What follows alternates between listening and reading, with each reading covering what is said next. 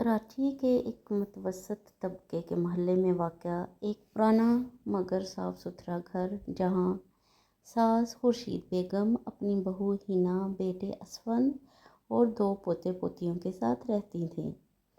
खुर्शीद बेगम का मिजाज सख्त था। ज़माने के थपेड़ों ने इन्हें खुददार और कुछ तलख मिजाज बना दिया था, जबकि हिना एक सुलझी हुई, नरम गुफ्तार और साबर लड़की थी, जिसे अपनी माँ ने ये सिखाया था कि सास माँ की जगह होती है, बस इसकी ज़ुबान से नहीं, दिल से सुनो। शादी को 5 साल हो चुके थे, मगर खुर्शीद बेगम की ज़ुबान से कभी तारीफ़ का एक लफ्ज़ नहीं निकला।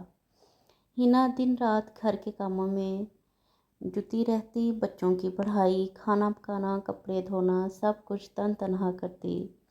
असफंद एक निजी कंपनी में काम करता था और शाम को आकर थकन से चूर होता। इसे माँ और बीवी के बीच होने वाली सर्द जंग की ज़्यादा खबर नहीं थी।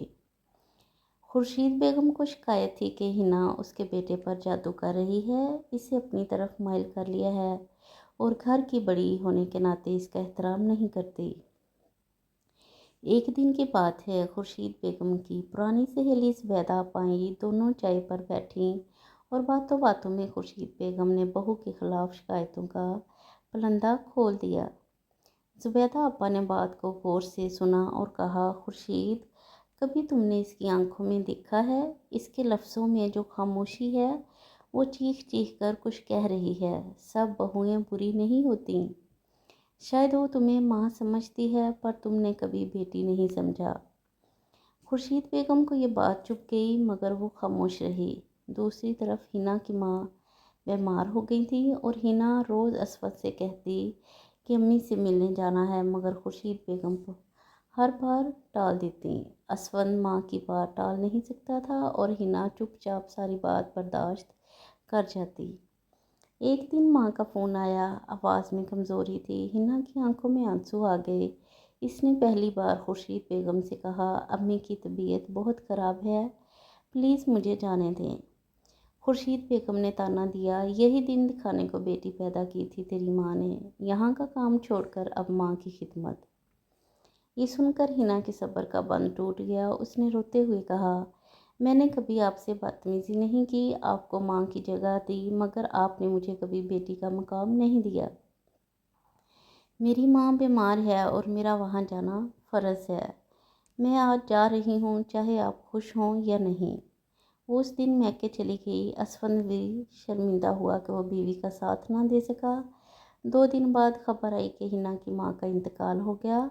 वो माँ जिसने हिना को सब्र सिखाया, वो दुनिया से चली गई। हिना टूट गई, मगर चुप रही। खुर्शीद बेगम के दिल में अजीब सी खलिश जागने लगी। उसने पहली बार खुद को महरूम, मुजरम समझा।